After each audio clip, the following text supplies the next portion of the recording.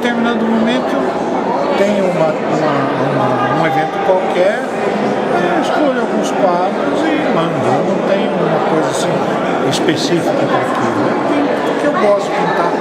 Pintura para mim é um alimento.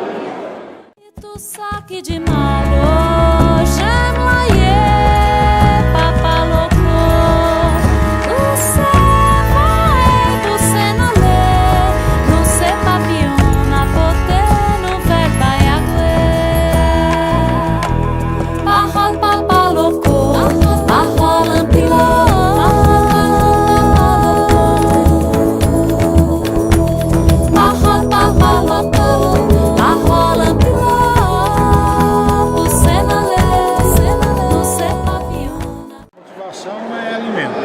Eu preciso pintar, eu tenho necessidade de pintar. É uma coisa que eu faço há muitos anos. Eu tenho a impressão que até a minha morte eu estou pintando. Eu preciso.